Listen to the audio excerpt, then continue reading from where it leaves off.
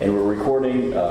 My name is Nick Higgins. I'm the Director of Outreach Services at the Brooklyn Public Library. Today is April 14th, 2014. We're at the Brooklyn Public Library at the Central Branch, and Don MacIver is here for the Veterans Oral History Project. Thank you, Don, for being here. It's a pleasure having the second round of interviews with you. Don served from 1967 to 1976, fought in Vietnam. Don was a Sergeant First Class with the Green Berets, and we're really excited about hearing your story. It's the second part of a series of interviews that we'll have with Don. So Don, thank you for coming in, and I'm just going to turn it over to you. I think we're going to be continuing with the last interview, so I think now we're into your combat experience in Vietnam. Okay. Well, first, you just mentioned April 14th. This is the anniversary of Abraham Lincoln's assassination. Well, the last interview, Judy and I ended up with me having graduated from all my Special Forces training. I'd now been in the Army for 18 months. Right before we left, we graduated. I went in June. We graduated the middle of December. They let us leave on our 2-week leave for Christmas, and I went back to Texas. Before we left, they gave us our unit assignment, and the 7th Special Forces Group was located at Fort Bragg, so I wasn't assigned to the 5th Special Forces in Vietnam yet.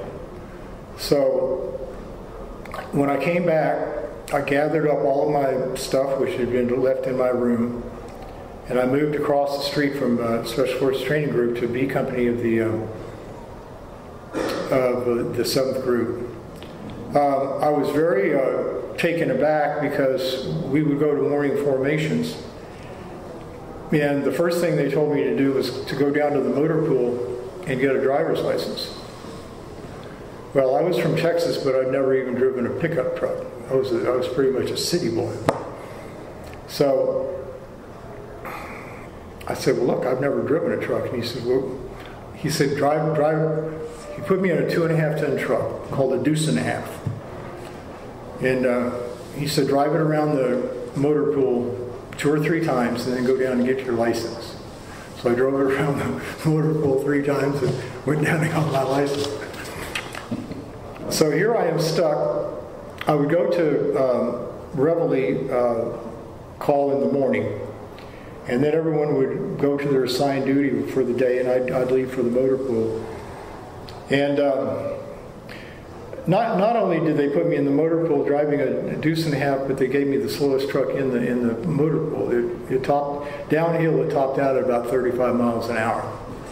And one time we took a bunch of trucks to support a group of Special Forces who were way out in East North Carolina and doing a 35-mile road march back. So here I was, a medic, and I was driving the slowest truck, and I was leading the convoy. Everyone was pretty disgusted. So Not only did I drive the truck every day, but when they bivouacked for the night, I was treating foot blisters, and those are the worst things. You know, we ran in combat boots and our fatigues. Now they put on shorts and Adidas or Nikes or whatever. You know, so I was invited. As I had mentioned in the last interview, I had worked for the Republican Party of Texas while I was going to the University of Texas. And so I knew all these people in Washington who were Senator John Tower and the newly elected Congressman George H.W. Bush, Bob Price, Jim Collins. So I called Norman Newton, who is Tower's legislative assistant. I said, listen, I want to go to Nixon's inauguration. So a few days later, I get a whole packet to go to every event that was put on. The governor's reception, the vice president's reception, the gala, the inaugural ball. Back then, Back then they had 3 inaugural balls. Now they have about 21 or 24, and people are just packed into buildings. So it was a real special occasion. I had called a former girlfriend in Texas, who had actually we'd grown up in the same neighborhood and went to the same high school. And then she was back at the University of Texas when I was there. So I called her and said, look, would you like to go to an inauguration? I think she had a boyfriend. I think she probably had to get him to say, yeah, that'd be okay. So she set me up where she was staying with a girlfriend. Her father was a colonel at the Pentagon. So she went up and stayed with him. I stayed at my uncle's house. He worked for the House of Representatives for different congressmen. So we went to all of these events. I wore my dress green uniform to all of the events except for the inaugural ball. And when I went to pick her up, my uncle had loaned me the car. When I went to pick her up, the colonel looked at me in my tuxedo. He said, you look nice, but he said, you should have worn your uniform. Because I look good in the uniform. So anyway, the next day I took her out to Dulles Airport. And at that time you could just drive up to the front door. I mean, it wasn't a real busy airport anyway. It was out in the middle of nowhere. So I parked right in front of the door. I walked her in, made sure she got on the flight. When I came back out, I was in uniform again. I mean, I wore my uniform all the time. I'm not even sure I owned a suit. So I walk out and I got back in the front seat of the car, and I looked in my rearview mirror, and here comes a black limousine with a red flag on the front with 5 stars on it. And I'm like, oh my God, who's this? Well, it pulled up, and a lieutenant colonel, a colonel in uniform, got out of the back seat or out of the front seat, opened the back door, and a gentleman in a long black overcoat and a derby or a Baumberg hat, is that what it's called? Mm-hmm. Stepped out. I had no idea who it was. I found out later it was Omar Bradley. And I was like, not even knowing who it was, I wanted to get out of the car, walk over there and ask the colonel if I could salute the general. But I didn't. I later found out, when I was working in New Jersey politics, I found out that someone was a really good friend of Omar Bradley and would go hunting with him. I said, I'd love to meet the guy. I almost had a chance. So anyway, the next day, I went to the Pentagon. And there was a woman, her name is Mrs. Alexander. We call her Mrs. A. She was very receptive to receiving bottles of Chivas Regal Scotch and red roses. And she handled all orders for all enlisted personnel in the Green Berets. No officers, just the enlisted. And the NCOs, non-commissioned officers. So I went in there and I sat down with her and I said, Mrs. A, I said, look, I just finished 18 months of training. I'm a Special Forces medical specialist. I said, I've been an honor graduate through my training. I said, I go to the 7th group, they put me in the motor pool, driving a truck. I said, I want to go to Vietnam, send me to Vietnam. So she looked at her list and she said, well, I don't have any slots for medics until July. So here we are late in January, and I said, well, how about Thailand? Because the 46th Company was there, and they would send personnel into Vietnam on temporary duty, TDY, and they would do the same with she said, no slots. I said, well, what about the first group in Okinawa? Because they would send people TDY. She said, nothing there until the summer. I said, well, what about the 7th group down in Panama? I said, I could chase Che Guevara types and Castro's people. She said, no, we don't have anything. And I said, well, what about the 10th group? I mean, I'm down to the end of the list. In Germany, I thought, well, I could go over there and chase some commies, but we were in a war with Russia or the Soviet Union. She said, no, I don't have anything. So I told her, I said, well, put me on the list for Vietnam for July. 2 weeks later, I got my alert orders, and they put me in 3 months of intensive Vietnamese language training. 10 people in the class taught by a Vietnamese national. I made an A in that class. I was always good at languages. And I also knew grammar. I knew English. And if you know what direct object is or an indirect object or whatever, you're good. You know, they don't teach that anymore. So I finished that, and then I got my orders for Vietnam. They had a big party for me at our. I was living off post with 5 other guys with 4 other guys in a 3-bedroom house, because they didn't have enough room in the barracks for us. So we lived off post. We were sort of the party house. We collected liquor bottles. But anyway, so then I got my alert orders for Vietnam. I walked into the office, the company office, and our sergeant major's last name was Davis. I'm trying to remember his first name, but he was eventually inducted into the Ranger Hall of Fame, so he's quite famous. And I'm not talking about the Texas Rangers. I'm talking about the Army Rangers. Oh, his name was Fred Davis, and he said, I walked over to the sign-out book. He said, "Where are you going this time, MacIver?" I just smiled at him and said, "I'm going to Vietnam, Sergeant Major." But anyway, I want to tell a story about being in the motor pool and driving a truck. These are important stories, you realize. Yeah. No, it's just, it's just stuff that you never forget.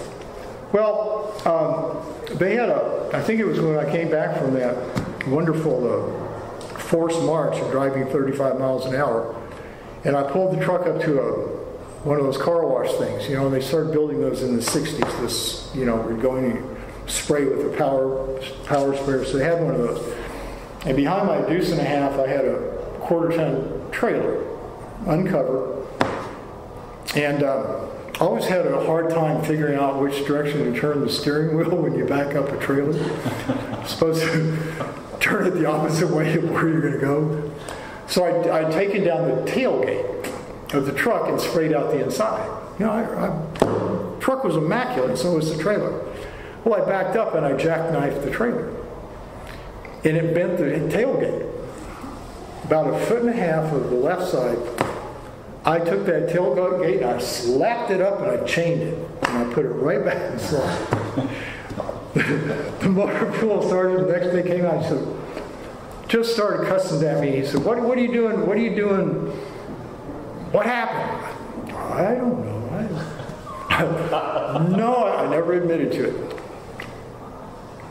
And then a couple of weeks after that, so here I am now I'm getting ready to go into school for 3 months. So now my time is short. I don't have to be in the motor pool anymore. But they sent me out to pick up something, and I was driving the truck around. Well, it's like just as I was driving in a motor pool, I started smelling burning rubber. And I realized that the emergency brake was on. And it was on the left side, and it was in a sickle shape. So I immediately released it and drove in and parked my truck and nonchalantly got out of the truck and started walking away. The motor pool sergeant come running across. Like, what the hell are you doing? I said, "Oh, I didn't do anything." And he kept cussing at me. I said, in Special Forces, you could talk back. They really expected that. I mean, not disrespectfully, but you're a leader and you're on a team of 12 people and everyone has to have a say. So I looked at him. I said, "Sergeant," he was a sergeant first class, and I said, "Sergeant, you know something? I'm a Special Forces medic. I'm trained. I'm an honor graduate out of the course. And I said, you've got me in here driving a deuce and a half. I said, if you want a truck driver, go to truck driver school and get yourself one. I want to go into the dispensary and practice medicine." So I went into language school. So why don't you pause it just a second? Let me collect my next thoughts. Yeah, well said. Okay. So I go home from Fort Bragg. Oh, they have a big party for me. Out in the backyard, they got a keg. And they had contests of who could drink the beer the fastest. And this is at the party house? No, this is our house. Yeah. At one point, our really nice neighbor came over and he heard a little bit of cussing and things like that. He said, "I don't want my 5-year-old daughter hearing that." So we toned down. But anyway, apparently I won the chugging contest. I was drinking full glasses of beer in like 4 seconds. So we had a good time. And so I headed home and arrived in Austin, and I had a month. So basically, I know that we went back up to Minnesota. We used to go there on vacation every year, and we'd spend my grandparents were all still there. We'd spend a week at my grandparents' house and then go to a lake in Wisconsin and stay at these really rustic cabins. My grandparents would get a cabin, then we had a cabin. And then all of our relatives in Duluth would come out to the lake, all of our cousins and everything else. So it was quite exciting growing up and doing that. And so I went up and saw my grandparents. My grandfather just died. My grandmother had Alzheimer's. They called it senility back then. But anyway, then I came home. I'm not even sure what I did the whole time I was there. I'm sure I was out at the lake, water skiing and seeing friends and all of that. So my folks drove me down to San Antonio on the day I was supposed to report. And I know my mother just wanted to bawl her eyes out. She just held back her tears. And I just told her, I said, I come from a pretty... I was a weekly church attender at the Methodist church and all that kind of stuff. And I said, Mom, I said, don't worry. I said, God will take care of me. So that eased her. I don't think it eased me, but it eased her. And so I flew to Fort Lewis, Washington. One of Mother's sisters lived in Federal Way, right by Tacoma. And so they came out to Fort Lewis and picked me up, my aunt and her son, Greg, who was a few years younger than I am. The funny thing is, the last night before I left for Vietnam, Greg and I went out camping. I didn't sleep in a bed. I slept in a sleeping bag in the woods. We went and got some of these permalogs because you really couldn't, they didn't want you chopping down trees in the Washington forest. We went out on the peninsula and found a campsite. We bought a case of Olympia beer. And the funny thing is on the labels, on the inside of the labels, it had dots. And it must be some kind of code, but it went from 1 to 5 dots. And guys would sit there and drink beer, and then they'd tear the label off, and it was supposed to be how far you got with a woman when you went on a date with her. So anyway, we sat there and talked and built the fire and drank beer. We drank 3 6-packs. I believe me, I could have handled the whole case. I have good ability to handle alcohol. The next day, they took me to Fort Lewis. Years later, my aunt said that was the hardest thing I ever did, was to show you off for Vietnam. She was very much against the war. Her brother had served in the war. My dad and his brothers and his brother-in-law had all served in the war, World War II. And she just didn't like the idea. My cousin, when we said goodbye, he was really a cool kid. He said, Don, I'm going to save this 6-pack. And when you come back, we're going to drink it. I'll go ahead and tell the end of it. When I came home from Vietnam, they picked me up at Fort Lewis, and that 6-pack was iced down in a cooler in the back seat. I mean, it gives me chills just to think about, that was that important. Almost makes me cry. A lot of things made me cry in Vietnam. I mean, they say men don't cry. Well, Green Berets cry. I can assure you that. So I arrive in Vietnam. I arrive in Nha Trang, where the 5th Special Forces is located. I go in. I didn't even realize it, but one of my classmates was also there. Apparently, he got his orders maybe right after we had our going away party. He and I shared a bed in that bedroom. I mean, we had 5 guys sleeping in 3 bedrooms, and so we shared beds. But so it was Tom Thompson, and then Bill Miller, I think, and he was a class ahead of us. So we go in and talk to the master sergeant and the head medic for the 5th Special Forces. And they had, nice barracks and stuff like that. They had paved roads with curbs and all of this kind of stuff. It was like going to a nice little town. So he said, "Welcome to Vietnam." He said, "I want to ask you if any of you are interested in going into special operations." Well, we had heard about special operations back in Fort Bragg. Very, very high casualties. Okay. Now, I wasn't opposed to. Listen, I had volunteered. I volunteered because I was drafted, then went ahead and enlisted for extra time so I could be a medic and a Green Beret. I was what was called a 3-time loser. I volunteered for the Army, I volunteered for Airborne, and I volunteered for Special Forces. The reason I volunteered for Airborne was because you had to be airborne, a paratrooper, to get in the Green Beret. So I had to make it through paratrooper school, and that was tough.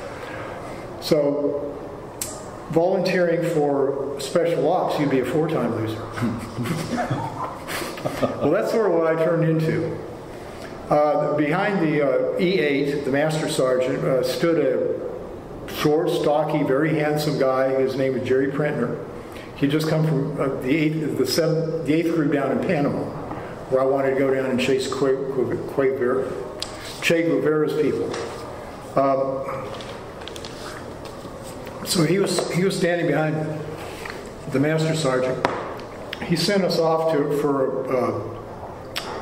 for a short meeting on I'm not sure what it was, on sanitation in Vietnam, or they had news information coming out of Walter Reed Hospital in Bethesda about people overdoing salt tablets and things like that. We were always getting medical information. I mean, it was incredible. So we went off for this meeting, and when we came back, the 3 of us were just standing in a row in front of the desk. And he looks at Sergeant Miller. He says, "Sergeant Miller, you're going to C Company. Thompson, you're going to B55, which is also a special ops group." He looked up at me and says, "MacIver," he said, "you're going to MACV, SOG, CCS, and damn me to it." Well, that was the top of the food chain for special ops. And I looked at Jerry Prenter, and he just got a big grin on his face. Well, I didn't realize it, but he was going to damn me to it. And he had chosen me because I had the language school. Not only because I was an undergraduate and all that kind of stuff, but I had the language. Mm-hmm. So, this was middle July. I'm trying to exactly date it. I went to a few months ago, I went to a dinner honoring Buzz Aldrin, who, along with Neil Armstrong, were the first men on the moon. He always didn't like that because they always said Neil Armstrong was the first man on the moon. Well, they landed together. It just happened that Neil Armstrong got out first. And so it was a black tie, miniature medals, all of that kind of stuff. Loved those dinners. And he got up and spoke. He was wearing his military mess dress. And I got to meet him afterwards, but I stood up during the question and answer period.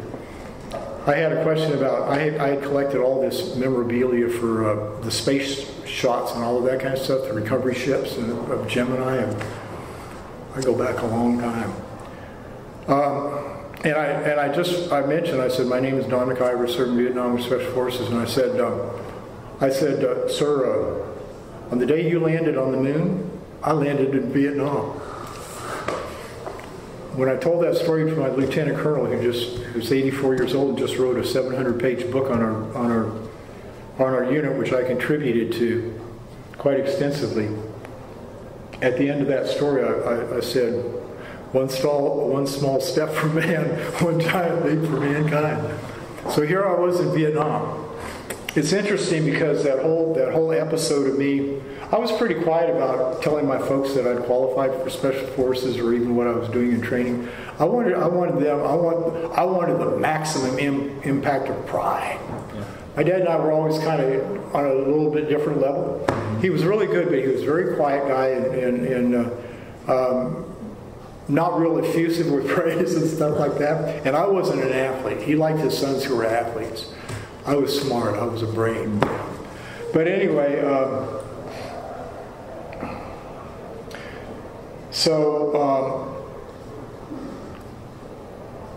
when I got to Vietnam, we were in Nha Trang for about 5 days, and there's an island out off of Nha Trang, and there's Viet Cong out there. But they used to send, they called it Recondo School, and they would send guys out there, and you would work as a recon team, and you might get shot at while you're out there.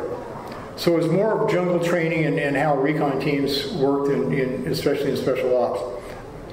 So we were there for about 5 days and waiting to go to the school, and then I think Jerry finally told, look, we're going to Bam Thuot. So we got our U.S. Embassy plane. That's one thing about special ops. You were treated right. Mm-hmm. We used to get on that Bam Thuot Eastfield picture I showed you. Mm-hmm. They'd land a nice little 20-passenger, 24-passenger embassy plane. We'd climb on board, fly to Saigon. They'd fly us to Bangkok. They'd fly. We could go to Australia, New Zealand, and I never went. I'll tell you those stories later.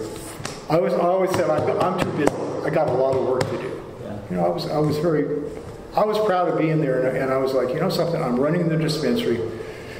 So anyway, Jerry, we walk into the dispensary. It's a 20-bed. It was in an L shape, a backward capital L shape, as you can see on the picture, and it had 20 beds. And we treated not only American soldiers from our camp. We treated the Montagnards, who were native mountain people. What were they? Montagnards. Montagnards, I think is the way it's spelled. Some of them were still walking around in loincloths and crossbows. And they had helped the French. They hated the Vietnamese. They were like Native Americans or the African Americans, just detested by the white people, by the Vietnamese.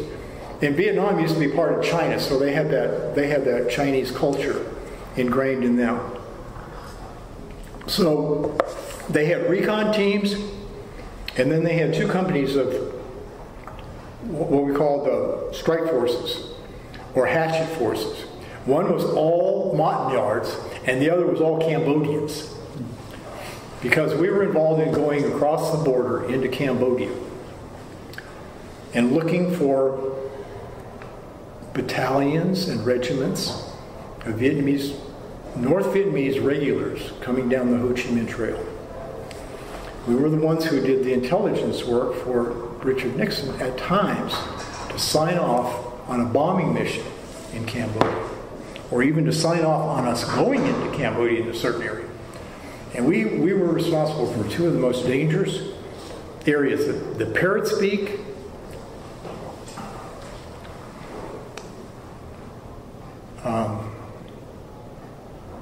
and the Fishhook. We lost entire teams.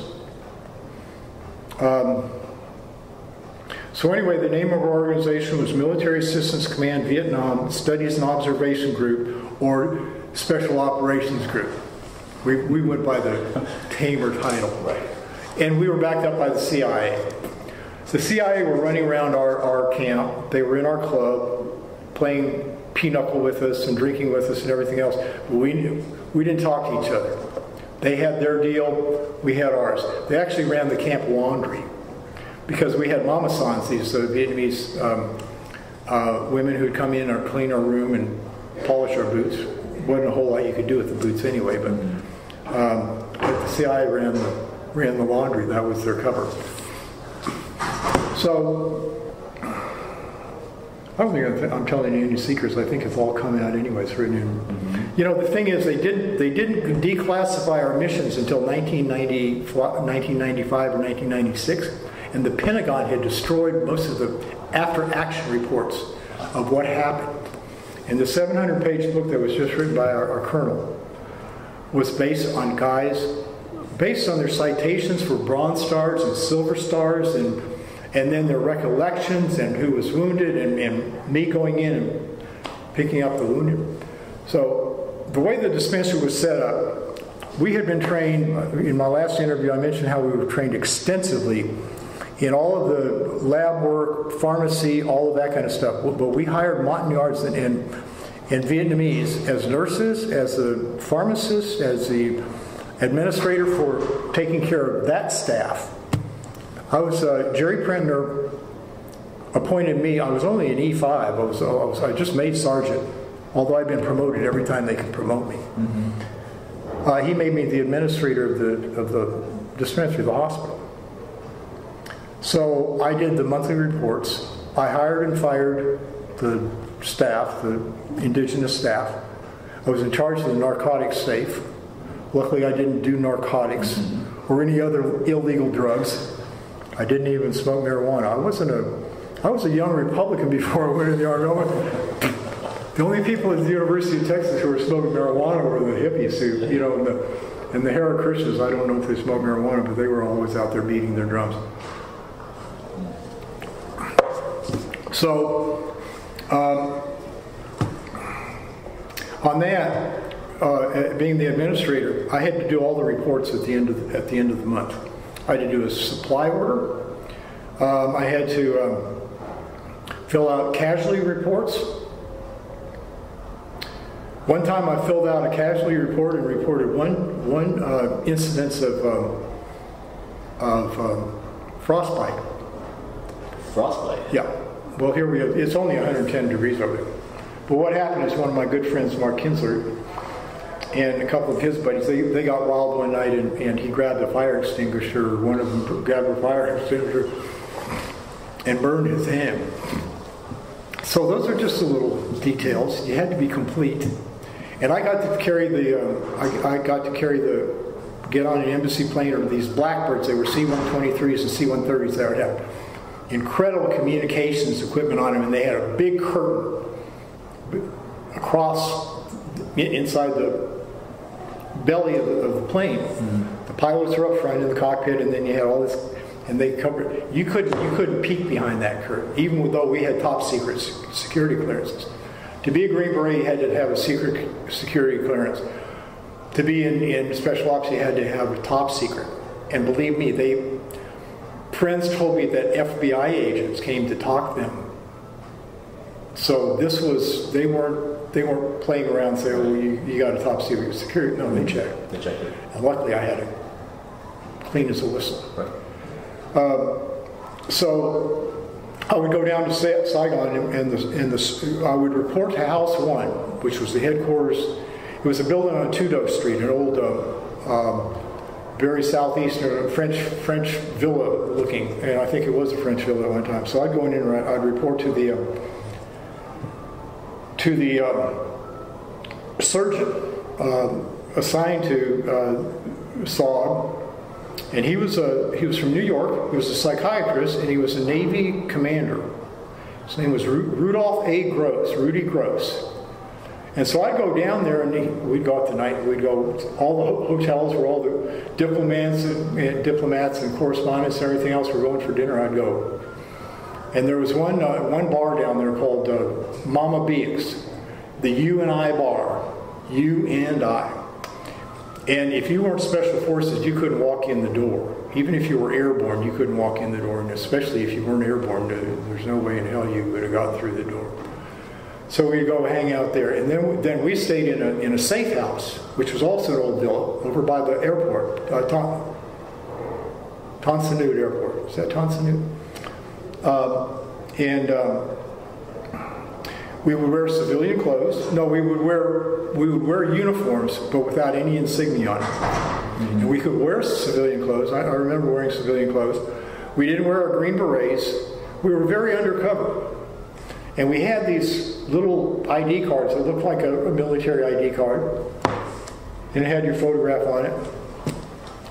And to be nice, we call them an FU card. And the reason was that from the very beginning, two groups never liked each other. The Green Berets and the military police. Because when you were there, they weren't the big men on campus. They weren't, yeah, you are now. Everyone wants to see the Green Berets. So And it basically said that we would be left alone. We could carry private weapons. Don't ask us any questions. And this is on the authority of the United States government. So, we drove around in black Jeeps, spray painted black. These were black ops. You know, they have a challenge coin. You know, a military challenge coin is a bronze coin, and it has your unit and then the slogans and all that kind of stuff. A challenge coin is you pull it when you walk into a bar, you pull it out and you slap it down on the bar. And if the guy is a veteran or in a unit and he doesn't have a challenge coin where he slaps his down, he has to buy the drinks. Now, if you slap yours down and he slapped his down afterwards, he met your challenge, you have to buy the drinks. So anyway, they have one, it's lacquered, really nice, and it's all black lacquer with gold letters on it. It says Black Ops. And on the other side it says, wasn't there.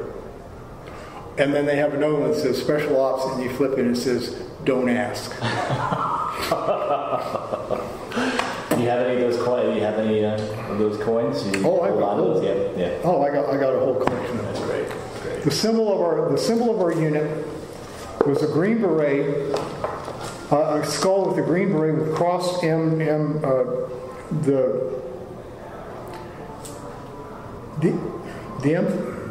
M15 carbines that we carried. The CAR-15, as I explained, it's a same trigger group as the M16, but it has a shortened telescopic stock that you can flick the thing and pull it back. Has a shorter barrel, so it's about as wide as your equipment when you're walking through the jungle and you don't get caught in the wait a minute vines. Oh, I'm stuck, wait a minute.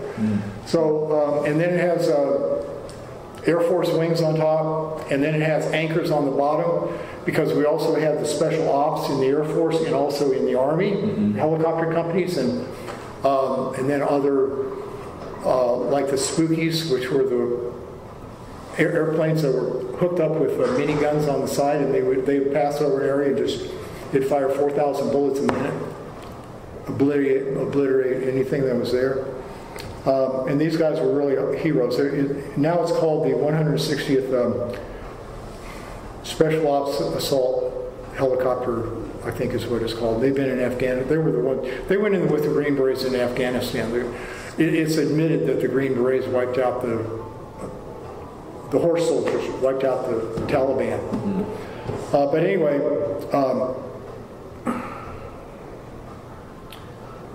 I keep losing my train of thought because I get a side story in there. So we would, I would go back to Bamituit, and what we did is we set up a schedule for the medics. We had about 7 medics at that time. An A team has 2 medics. An A team, which are usually set up on the Cambodian border, in the Laotian border, what they do is a Special Forces A team has the ability to train a guerrilla force, an indigenous guerrilla force of up to 500 people. They aren't like the Navy SEALs. The Navy SEALs are out there with a lot of bravado and a little bragging on the side. We've always been known as the quiet professionals compared to the Navy SEALs. Now, when you go to Fort Bragg and you go to the Special Forces Parachute Club, you're sitting at the bar with Navy SEALs, and we'll bitch and moan about how bad the other one is, and then when we get up and leave, we hug each other. You know, right. We're brothers. So, so you had the Air Command, and then you had the Navy SEALs doing some stuff, and then we were the ones doing all the ground stuff, going into Cambodian Laos. So what we did is we would have medics assigned to the dispensary. We would get snake bites in there. We get all these Montagnards and Vietnamese were always coming down with. The big word was when they would come in for sick call in the morning, they go Dao Bloom, which means stomach ache. That would be D-A-U and then B-U-N-G, Dao Bloom. And we trained our nurses. They spoke good English, but they didn't know all the technology for the for all of the stuff we had in the dispensary and diseases and equipment and all that. So I'd go in there, and I would pick up a scalpel, I'd pick up a tongue depressor or anything in there, and then translate it for them. They translated it into Vietnamese. So I mean, when we had an operating bed in there and everything, I mean, it was not the only thing we didn't have was an X-ray machine. We could have done major surgery in there, but we'd use ether because we didn't have, we didn't have the sophisticated modern anesthesias. But every day we set up a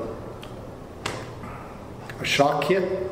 It's like if someone is allergic to penicillin and they go into anaphylactic shock, or they're stung by a bee or a wasp and they go into anaphylactic shock, you have to have those two medications ready to shoot into them. So every morning I'd go in there and we would throw out the one that from the day before and we make a new one. And it sat right there. And believe me, we operated on, I mean, we had casualties coming in there and we had to keep our heads about us. Mm-hmm. So we'd have medics assigned to the dispensary. Then we would have medics go on ground operations. They wouldn't let us go out with a recon. They cut that off because earlier that year, within a month, in the spring, I got there in July, in the spring, they lost 2 medics on operations. And one of those operations where an entire team was wiped out. And they never recovered the bodies. They couldn't get back in. When they flew into the landing zone, up come concrete bunkers that the North Vietnamese had planted around it and just blew them apart. The MAC-V-SOG had, they say that MAC-V-SOG suffered more than 100% casualties. That means wounded and dead. Mm-hmm. Now, I was never wounded. I can tell you that I had bullets flying by my head too close. And to hear the zing of a bullet is scary enough. So they would go on ground operations with the hatchet forces, which was the company size, or a couple of platoons, 20 to 40, 60 men. And as a support medic, I went on those. And then the main thing was, the big thing was, supporting the recon teams going into Cambodia. And we were in the Central Highlands, very close to the Cambodian border. Our camp had a perimeter of about 1.25 miles. I drove a Jeep around one time just to figure it out because we were running it in the afternoon. We tried to stay in good shape. It's very difficult because even though I was from Texas and trained, all my training, almost all of it was in the South, trying to become acclimatized to Vietnam it was difficult. So the way an operation would run, there was a launch site south, in between Bam Thuit and Saigon, in Quan Loy. And Quan Loy had all these several special forces camps close by. And so I would go down there and stay like for 2 weeks or a month. And that's all I did was fly chase medic. In the morning, we would fly out. At night, they'd give us a warning order and the team would be sitting there. I would be in. If I were the chase medic, I wanted to know what was going on. Everything was on a need-to-know basis, but I had a code book. It was called a CAC sheet, CAC, which means command and control. I didn't realize that until I figured it out a couple of years ago. Like, what's C and C? Well, we are C and we're CCS, command and control. But anyway, we went in with 8 helicopters. They were all Hueys. The Hueys were flown by the 155th Attack Helicopter Group, and they were stationed at Fort Bragg. They had a camp right outside of our camp. And there was also an artillery unit right next to us. And then the attack helicopters, they were assigned down in Bin Law, which was down close to Saigon. It was a major military base. And so in the morning, everyone would leave from Quan Loy. We'd fly 8 helicopters out. With the team, we would land outside of a Special Forces A camp. and wait for the right time to put the team into Cambodia. Now we had 8 helicopters, 4 of them were gunships. Some of them had the miniguns on them, the 4,000 round a minute. I don't talk weapons real well because I'll tell you what, our weapons guys, they could take every foreign weapon in the world and take it apart and put it back together in the dark. Yeah. And that's exactly how they trained them. I was lucky when I was in the reserves. We went up to Fort Sill for a training exercise over one weekend. And I actually got to pull the cord on a 105 millimeter cannon. And I was like, oh man, this is big time. I don't think I ever fired an M60 machine gun. Those are fun. I'll let the other guys do that. So we had 4 gunships. The command ship, I remember when it landed one day, and they rearmed it. It used to be that you had a pilot, co-pilot, you had the crew chief who was a door gunner, and then you had the other door gunner on the other side. And usually they had an M60 machine gun mounted. Well, this damn helicopter arrives, and I'll look at one side, and it has twin M60s on one side. I'll walk around to the other side, and there's a 50 caliber machine gun. That thing's like 6 feet long. I was like, you know something, that helicopter's going to tip over. Yeah. It looked like it would just, but I was like, whatever. So so the way the gunships were, they were all gunships. You know, they were there to go in and just fire up the ground. The slicks, that's what the SLICK, I don't know why they call it, but maybe the slick floor or whatever, but nothing in it. You had a command ship, and they had covey pilots and covey observers, and they had these little Piper Cubs or O-10s, I think they had some, and they would fly over Cambodia and try to figure out where to insert a team. We were right in the middle. We were right, Quang Loy, our little camp. We had right there. We had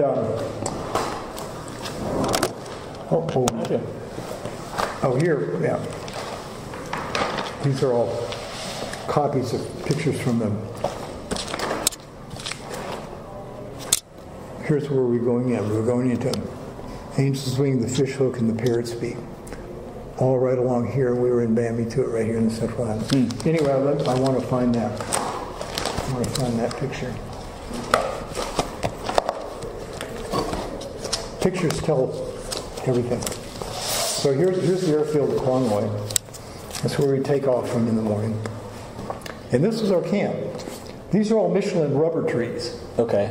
One night we had a little hooch that was which was the club. It would seat about 12 people or maybe 8 people. And one night I'm sitting there at the table by the door, and all of a sudden this crashing sound. We thought there was incoming mortar. Well, it was a rubber tree that crashed down on the club and crushed the club. But anyway, you can see how well fortified it is. Yeah. You know, that's a bunker there. Sandbags. These are all wooden barracks that had screens, and then they had like shutters that would fold down in the monsoons. And this is what we call, this is a piss tube. Basically, the medics would set these up, and it had different layers of gravel and sand and all of that kind of stuff. So anyway, it was where you urinated, and then we had the outhouse. This is they killed a deer, and they barbecued it. So one of the guys, I never would have known how to take the thing apart and put it back together. So anyway, that's what we did there. So here's some of the helicopter guys, all lined up, and they were the only camouflage helicopters in Vietnam. All of the others were not. So here you can see a rope ladder. Okay. And then in the bottom we had, this is a canvas bag tied down, and inside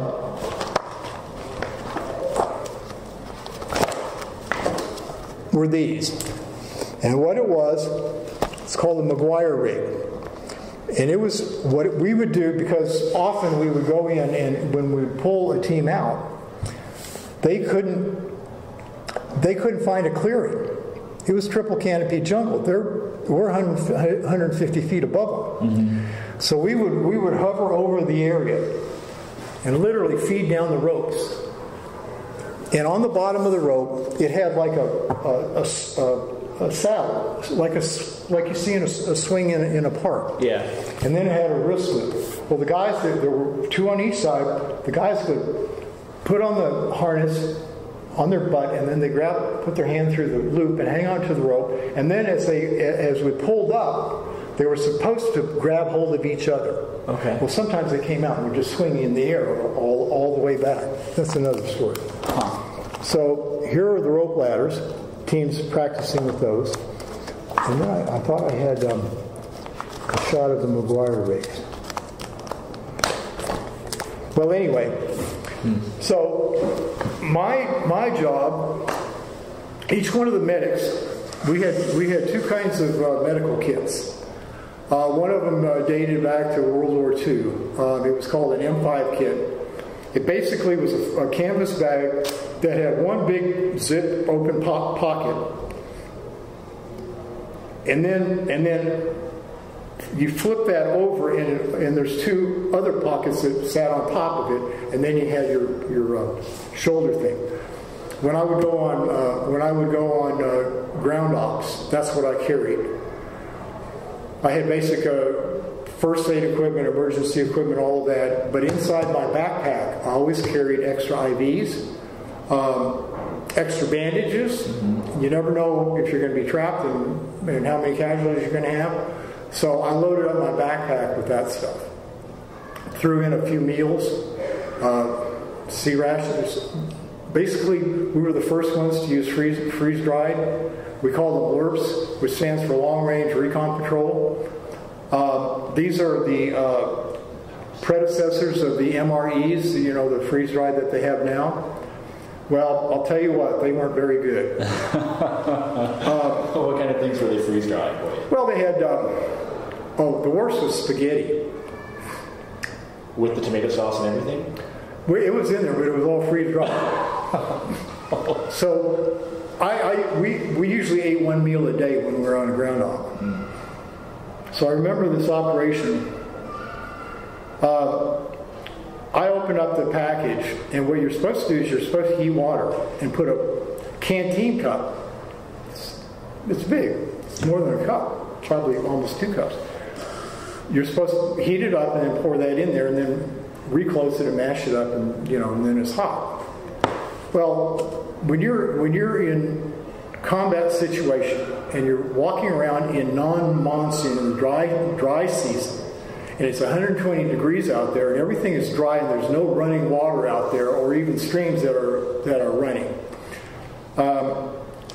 You had to carry all your water on your back. And normally they wouldn't plan a mission for any longer than a week, because by then you would be tracked. They had trackers out for us all the time. They say that we held at least 40,000 North Vietnamese soldiers in abeyance at all times. They didn't know when we would strike, when we would find them and then bring in the bombers. One of our teams found the communist headquarters, the command center for the North Vietnamese Army in South Vietnam.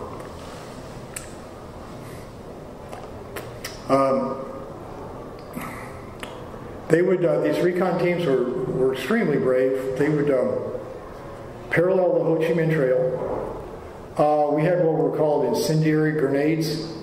It's something that burns at, 1,500 degrees, or I don't know.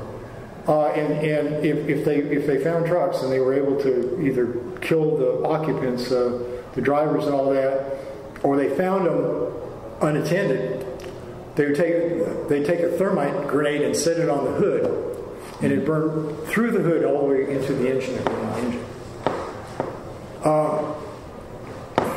So let me get back to the flying. So you have the command ship, one slick. These are all Hueys. And they have one on board, the Intrepid. Mm-hmm. And I went over there one day, and I was with some friends. I thought, that's the helicopter I flew at.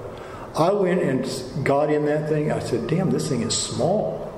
I mean, when you look at the Blackhawks and the Apaches and all that they have now, and the equipment these guys wear, how do they move? Our uniform was jungle boots, which were canvas and leather, and then we wore army socks, which were high socks, and they were olive green wool. We wore jungle fatigue pants, which were cotton, and a jungle shirt. When we went in the field, no patches, no ID on anything. Really? Okay. You didn't carry an ID card. You didn't even wear dog tags. If you were, they didn't want to know who was in there. And then I carried even though I was a medic, everyone said, "Oh, you're a conscientious objector." Well, that was about as far from the truth as anything. I went through the same tactics and techniques as everyone else, and weapons training and all of that. And I carried that CAR 15, and I had a BAR belt, which was Browning automatic rifle, and it was a really neat thing because the pockets were sewn into the belt, and the standard ammo pouch handled magazines for M14s, which were larger, and you could put 2 of them in one. Well, they didn't fit the M16s very well, but the Browning automatic rifle belt did. And so I had 3 on each side, and then what we did is we'd fill our magazines. We put 19 rounds in each one rather than 20 because it had a tendency to jam. And then we'd take duct tape. It was green duct tape at that time, and we would stick it to both sides, and then we'd pinch it in the middle and make a tab at the top. And then we'd put a bandage in the bottom of it, a field bandage, because they need to sit up higher. And so then what you could do is you could reach down and pull that tab out, and you had another magazine so you could quickly change it. So I had I had 18 magazines on each side. I had 12 magazines on each side, and then one in my weapon. I carried 440 rounds of ammunition. I had a 45 pistol on my side. I had a big hunting knife. I think it was a buck. I had all of everything emergency you put on your belt. In the back, I put canteen covers. And what we would do with that, we had an emergency radio. It was called an ERC-10. And it was one where you could either talk or just signal. It would send out like a beeper, like they're trying to do with this Thailand aircraft. Right. So I had one of those in one of them. And then I would have, basically I put my canteens onto my jungle ruck. And they had little tabs and just slip them on there. You had little clips on them. And you'd carry as much water as you could. If you're out there, you need a gallon a day in that weather, but we drink about a quart a day. So here I am loaded down with that stuff. In one of the pouches, I carried 3 or 4 hand grenades. Now, in my last interview, I think I told that in basic training I couldn't throw a hand grenade. They wouldn't allow me to throw a live one because I'd hit the target next to the one I was supposed to hit. Mm-hmm. I could never throw a baseball. I was not good at that stuff. So they refused to allow me. But I found out later that there were a lot of guys they wouldn't allow to throw a live grenade, which is good. I've told friends, I said, you know something, I could have done a John Wayne and snuck up on the bunker and just did a lob or tossed it in. Count the 2 before you throw it in, because if you throw it in right away, they have 4 seconds to throw it back at you. Oh, okay. So I always teased about that, and everyone. I figured I'm carrying extra ammunition, if we run out, or I use it myself. So on the air ops, I'm a long time telling this part of it. We had the command ship. Then we had one helicopter, one slick that carried the team. The teams were usually made up of 5 to 7 people. Mm-hmm. Usually 2 or 3 of them were recon men, American Special Forces, and then you'd have 3 or 4 Montagnards of Cambodge who were also trained. They were not on the payroll of the Army of Vietnam, the ARVN, what a horrible army that was. And I wouldn't trust them as far as I could throw. Just various reasons. They weren't that effective. And so you had, and they went through recondo school. I mean, they were highly trained and they were fierce. Both the Montagnards and the Cambodge. The Vietnamese didn't like them, so they had double reasons to go fight the Viet Cong. They hated the Viet Cong. The Viet Cong went in and destroyed all kinds of Montagnard villages. They were still living in thatch roof things up on the long houses, up on the poles, and all that kind of stuff. So that held the team. Another helicopter had no passengers on it at all. It was a backup helicopter. And then you had the medic ship. I was the only passenger on the medic ship. Now, according to our unit, I've tried to verify this, and some people are saying, well, it's not true, and other people say, yes, it is true. If we had a situation and there were wounded on the ground, and the pilots refused to go in, never was there a situation where any pilot refused to run a mission or put themselves in harm's way. I mean, they lost men too. But if they refused, I was in charge of that helicopter. I was a E5 and then an E6, a staff sergeant, and the pilots were lieutenants or warrant officers. I could take command of the ship. Now, I'm not going to say that's positive, but that's what I was told. And I also had in my jungle fatigue pockets, I carried in my upper left-hand pocket, I carried morphine capsules, they look like a miniature toothpaste thingy. They were metal, and then they had a needle with a cover on it. I can't remember how much morphine I had in it. And I had a forceps, like to clamp off a vein. I carried somewhere I carried a signal panel that was luminescent pink on one side and luminescent orange on another side. If you were setting up a landing zone or something like that, it was very hard to see. We could lay that out. I had a compass. I had a CAC pad, which was it was like very, very thin paper. It was almost like tissue paper that they wrote them on because they destroyed them at the end of the day. And everyone had a code. And like the team leader of a recon team, he was 1-0. And then everyone had and I was a 09er. 09. That's what the medic code always was. So we'd insert a team. Hopefully it'd be a cold insert. And then we'd fly back to the camp outside and we'd sit there all day, sitting outside of an A camp. We didn't go into the A camp because they would yell scramble. The team's being shot up, and you're in there drinking beer with your buddies. And I have buddies who are assigned to medic buddies who are assigned to the A camps. So we sat there, and I had a pair of the regular standard fatigues, not the jungle fatigues, but I brought over some of those, and I had a T-shirt, a colored T-shirt, maroon T-shirt that the sleeves had been cut out of it, and then I made the fatigues into shorts. And when it's 110, 120 degrees out there, I would change out of my fatigues and I'd put that on. And then usually I would sit under a helicopter and read a book. There's nothing to do. So, and then when they would yell scramble, everyone would run to the helicopter and we'd be in the air within 2 or 3 minutes.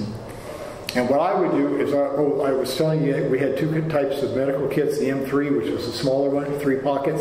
Then we had this large one, it was about 2 feet, 2.5 feet wide, long, and then about a foot wide, and about 8 inches deep.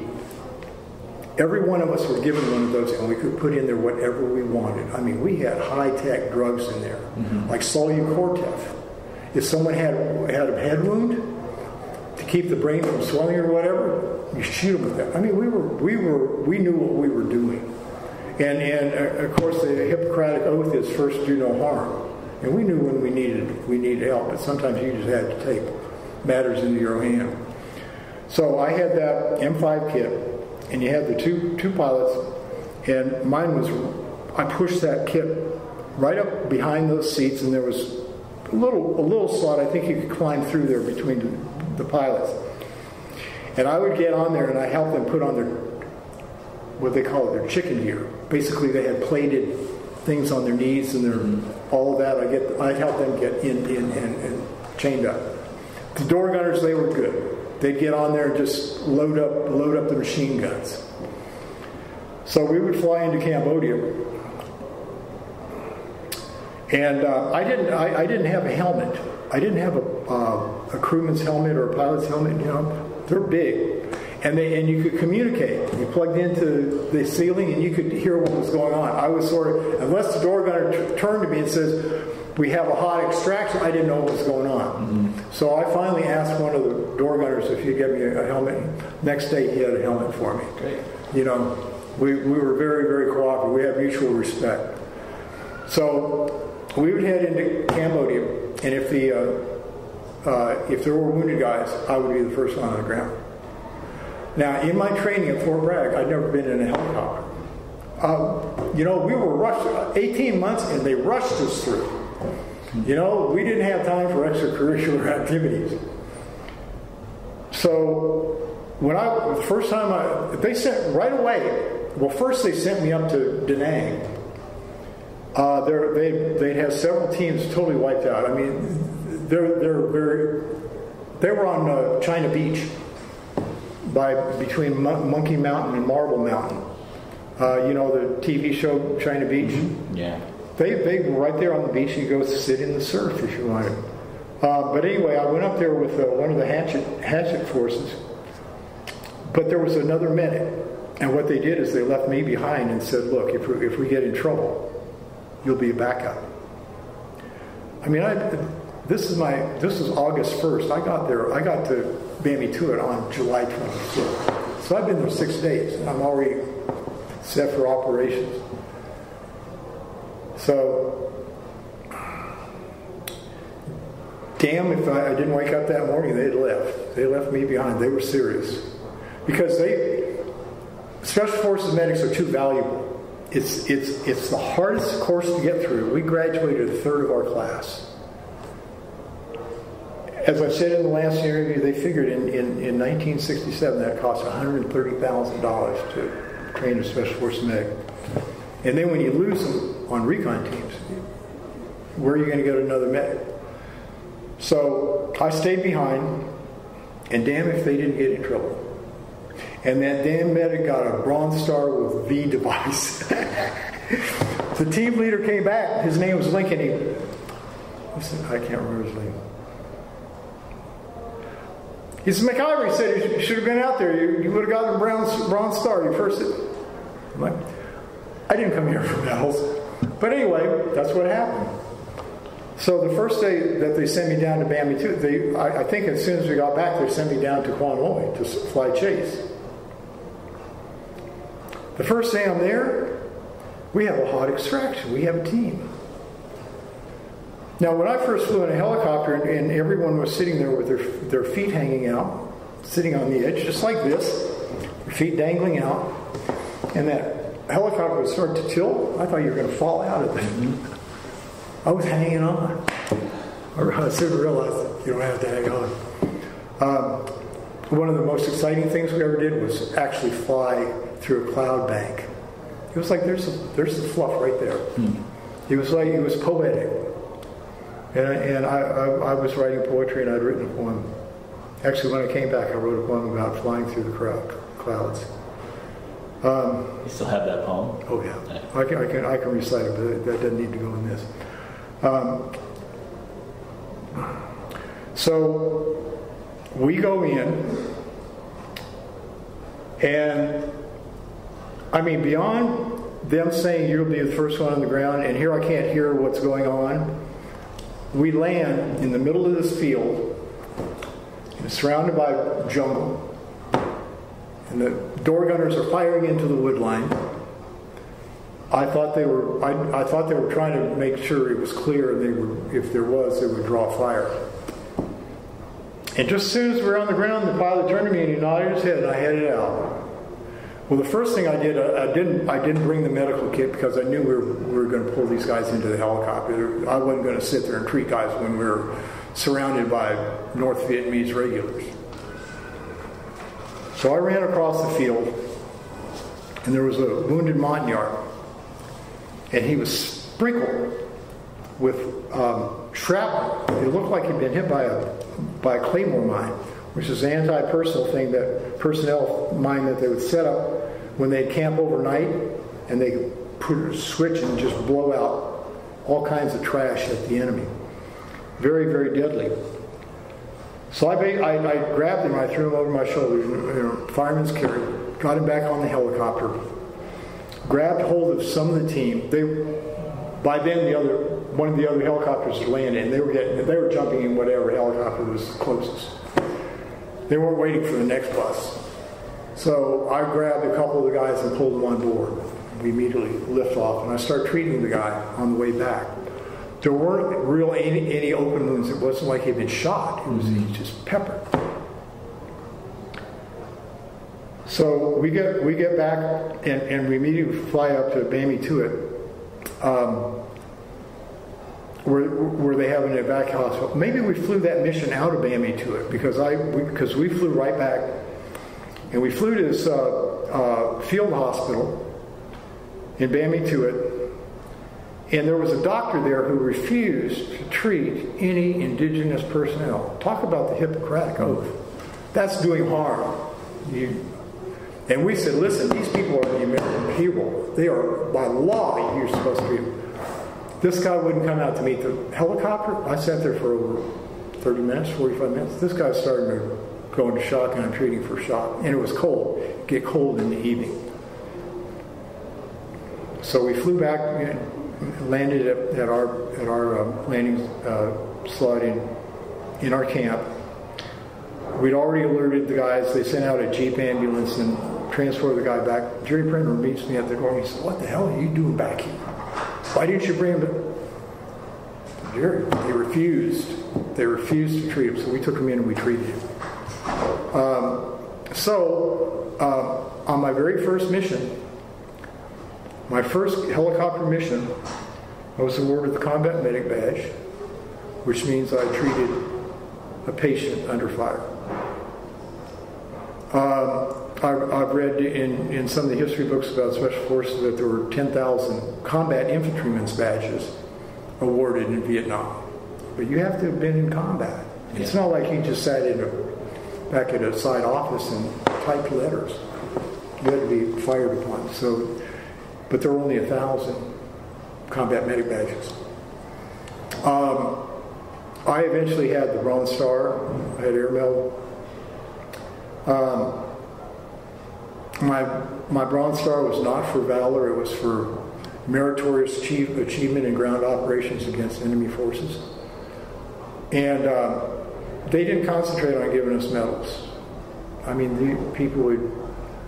I've seen people, I wear my Bronze Star lapel pin. I didn't wear it for a long time, and the first time I mentioned it was to someone who was in Washington, D.C. He said, "Well, what else did you get?" And I mentioned what I had. He said, "Oh, we gave those to everyone." I leaned for it. Was at a Republican Party cocktail party. I leaned into him because he was wearing a Bronze Star. I leaned into him and I said, "Well, you know something? I know what I did for mine." And that's what I've told everyone since. It may not be for valor, but I'll tell you what, the head medic, he realized that I had done a hell of a lot and I'd never been put in for anything. And even in this book that our commander just wrote, he said, "You know, we were so busy with everything else, and especially the chase medics. They'd be on a different helicopter every day with different pilots. You know, sometimes they didn't even know each other. The pilots would come back, they'd write themselves up for distinguished flying crosses. I got written up for they were going to write me up for a Distinguished Flying Cross. That's the next story I'll tell you. And this is early on. This is in October, late September. So I'd only been there a couple. I said, look, I didn't come here for medals. I said, wait until I really do something. Well, I should have let them write me up because there were only 44 Distinguished Flying Crosses awarded a Green Beret in Vietnam. And it's high. It's a high decoration. It's the highest flying thing until you get to the distinguished. What is it? Well, anyway, you have the Medal of Honor, the Distinguished Service Medal, then the Silver Star, then the Bronze Star. Those are your Valor Awards. The Air Force has something similar. They do have the Medal of Honor, but the Navy, the second highest is the Navy Cross. So they have different titles.